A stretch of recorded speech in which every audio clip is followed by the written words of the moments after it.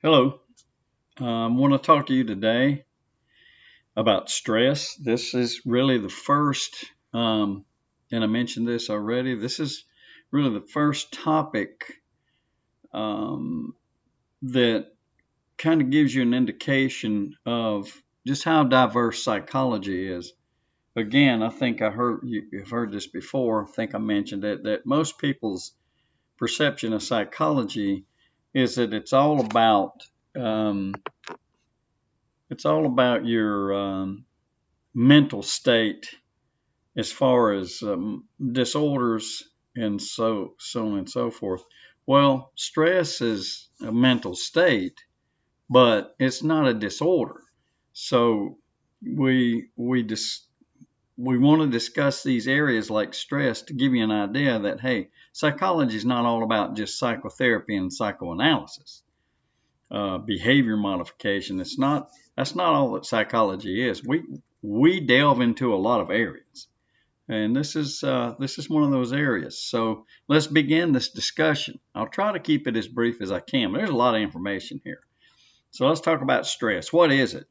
Well, here's a definition. You might want to jot this down. It's a long definition that needs a little bit of explanation. I'm going to spend a lot of time on just the definition.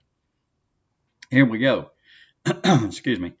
It's non-specific response of the body to any demand made on it. So let me read that again to you. Non-specific response of the body to any demand made on it. Get that? The response is in the form of arousal. So, and I'll get to that again in a minute. The arousal is both physical and mental. So here we have non-specific response of the body to any demand made on it. The response is in the form of arousal,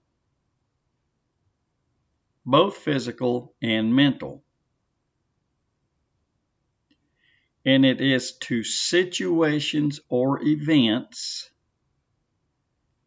that we perceive as threatening or challenging. Whew, a lot of stuff, right?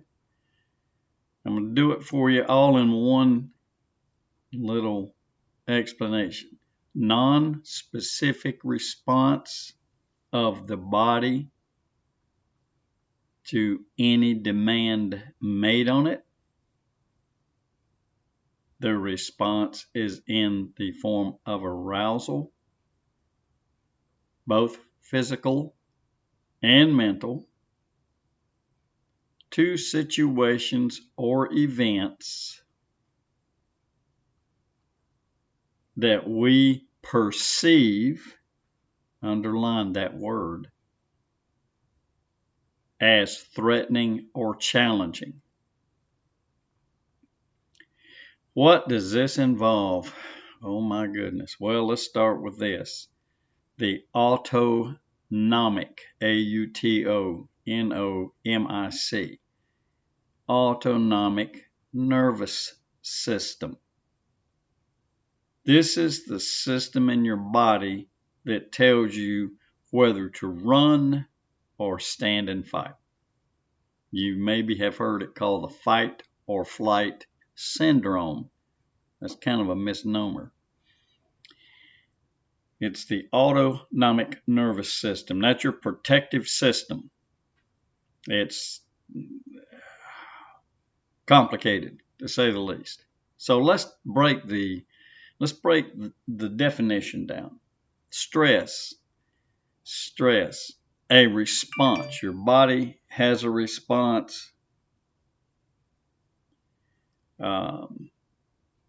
Excuse me, just for a moment. Very sorry, I had a message come through that I had to take. So, you have a demand made on you of something. Now, we have to jump around in here. So, something makes a demand on you, mentally or physically or both. You have perceptions. You know what your fears are, etc. So I perceive this demand.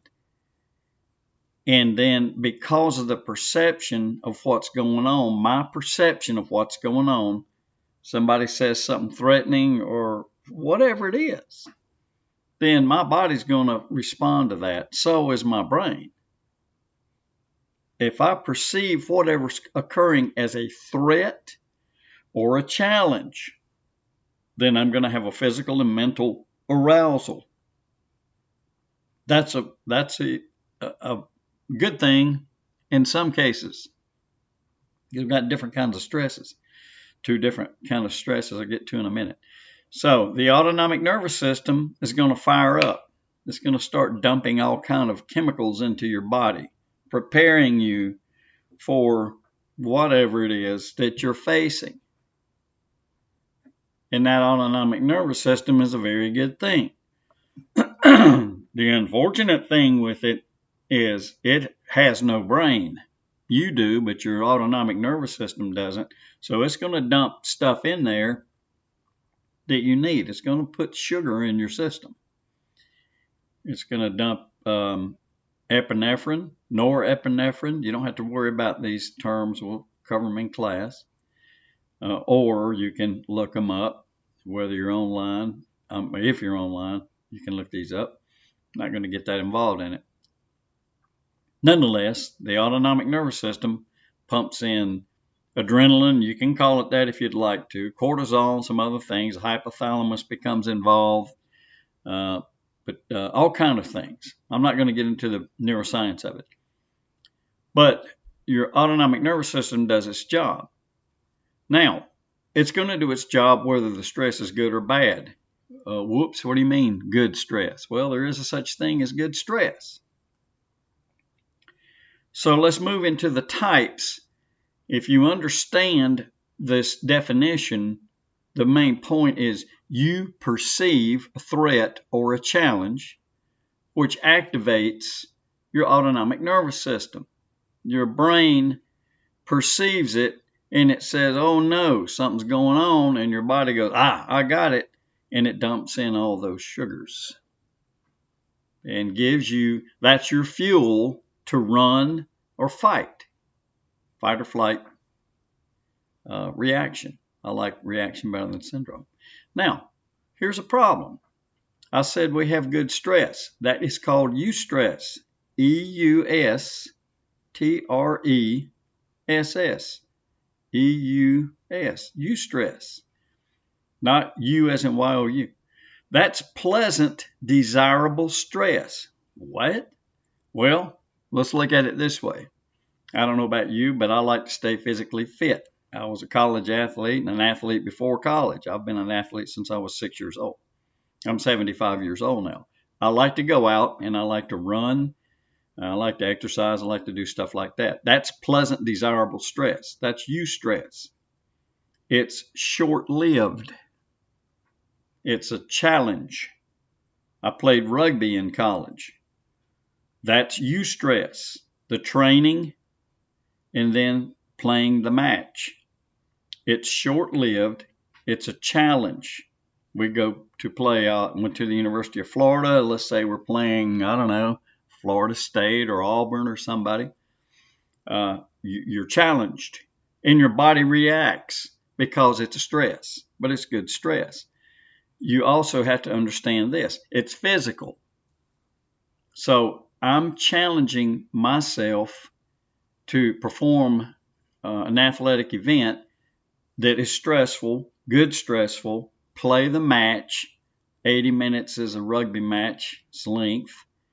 At the end of the rugby match, the stress is gone. You've burned up those fuels that you're biologically being exposed to. You're dumping this adrenaline into your bloodstream and you're burning all that fuel out.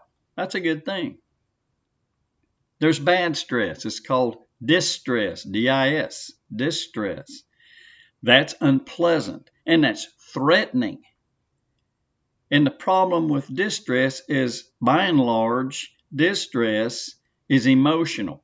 So you're sitting at your desk studying, and you're having difficulties with the material, or somebody's making noise in the background, or there's some interruption, something that's highly unpleasant, and you suffer distress. It's a threatening thing, not bodily like somebody's going to hurt you, but it's still unpleasant, threatening stress. Guess what? The autonomic nervous system is still putting fuel in your system, right? But what are you doing? You're sitting there studying. You're not out running down up and down a field, getting into cardiovascular shape to play rugby or whatever it is you do. That's bad stress. Emotionally based stress. You don't rid yourself of those fuels, of those sugars that have been dumped into your system. So now I suffer the consequences, and we'll get to those if we have time today. There are many, many, many types of stress. There are 7 categories. I'm not going to discuss in detail the categories. I'm just going to list them for you. Number 1, life changes. The category of life changes. Any change that requires some adjustment in behavior or lifestyle. I'll say it again. Any change that requires some adjustment in behavior or lifestyle. Leaving home, starting college, graduating from college, retiring, changing jobs, getting married, death in the family, disease, life changes. Anything that requires some adjustment in behavior or lifestyle. So you can pick them, you can name them. There are a million of them. The most stressful thing that a human being can experience, and this has been proven time and time again, believe it or not, is death of a spouse. Your husband or wife, your partner dies, and whether it's expected or not expected, that scores 100% on a scale that was called the Social Readjustment Rating Scale. You can Google that if you would like. Death of a spouse, 100 points assigned to that through surveys done with scientists, psychologists, going out into the field and interviewing people randomly and asking them, what's the most stressful thing you've ever experienced? And the most stressful thing reported is death of a spouse. Divorce is number 2. Marital separation, number 3. Jail term, 4. Death of a close family member, 5. So on and so forth. Death of a spouse. So that's just to give you an indication of what we're talking about here when we say life changes. The second category, and cue in on this word, chronic. The second category, chronic stress. What is chronic stress? Well, chronic is ongoing. So chronic stress is ongoing, unrelenting, continuous. And it's causing the ANS to do its job. The autonomic nervous system is doing its job. Now, there's a second kind of stress related to this called acute stress. So chronic stress, ongoing. Acute stress is short-term stress. Acute stress, primarily, you're talking here about non-ongoing stress if it's acute. Not necessarily damaging. Chronic stress is damaging. There are 2 systems within the autonomic nervous system. Those 2 systems are these. Sympathetic, spelled the same way as if you were talking about I was sympathetic to this person's situation. The second one within this is parasympathetic. Just put the word P-A-R-A before sympathetic and you got sympathetic. Sympathetic nervous system within the autonomic nervous system is a system that turns everything on. Oh boy, I'm ready to run or fight. Parasympathetic nervous system turns it off. Continuous involvement of the sympathetic nervous system over time will cause physical and psychological damage. So you got this natural thing that lives within you that if it's not monitored and managed can cause you some problems over time. We're not talking about weeks or months, we're talking about years. So ongoing, unrelenting, continuous stress, chronic stress. We don't worry too much about acute stress. That's almost categorized as eustress in some cases. Acute stress is. Now, number 3, job stress. And the biggest problem with job stress is a thing called burnout. And I'll briefly go over that because it's tricky. So, job stress, a job that demands performance and concentration, but you don't have any outlets. You don't have any say-so. It's almost like somebody is controlling your life, every part of it, while you're at work. And how serious is it? It's shown to be a direct contributor to initial heart attacks. It causes stress.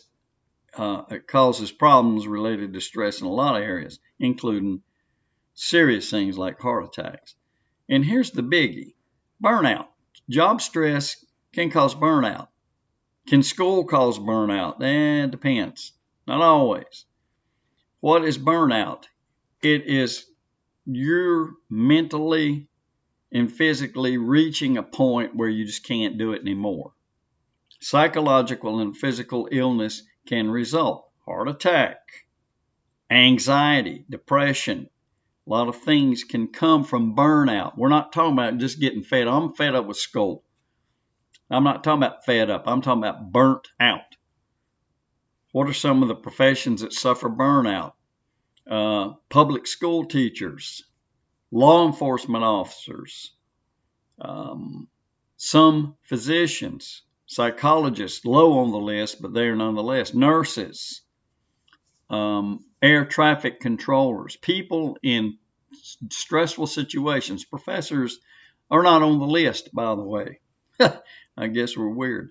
So public school teachers, yes. Lawyers in some cases. It's a long list, about 11 or 12 professions on that list.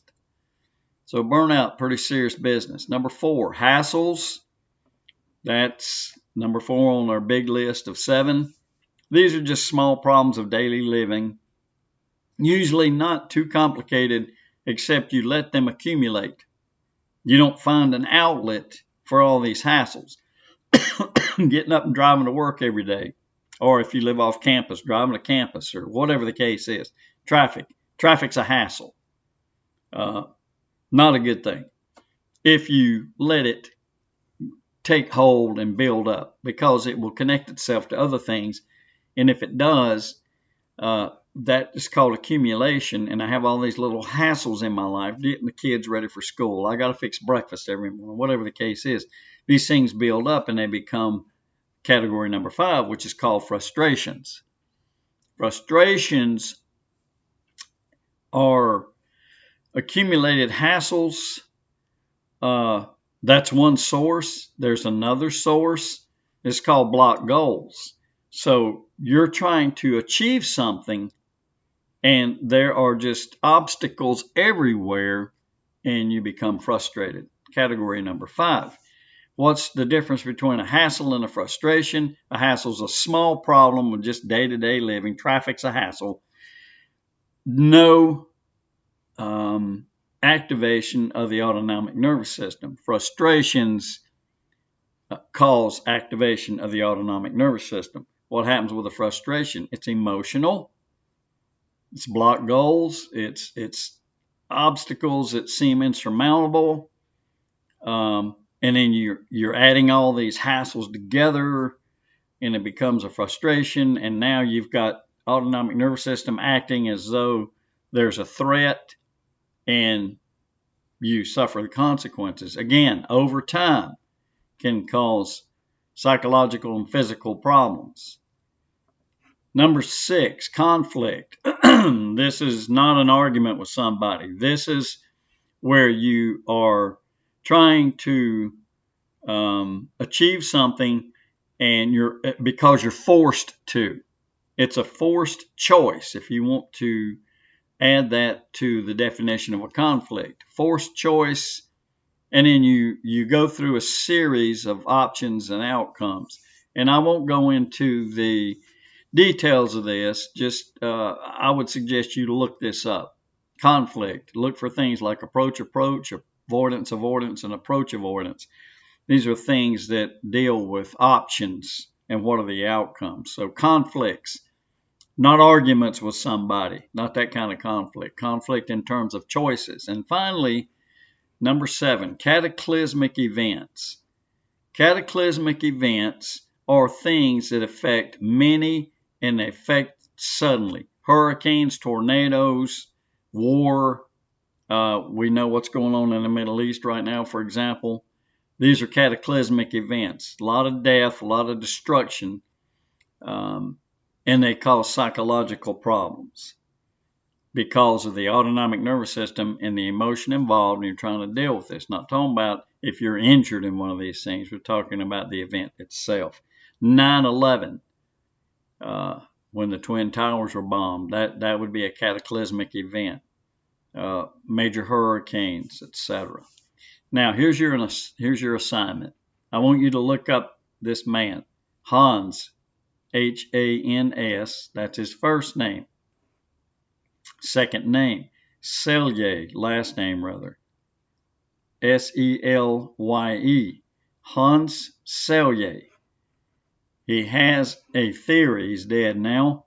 His theory is this, excuse me, general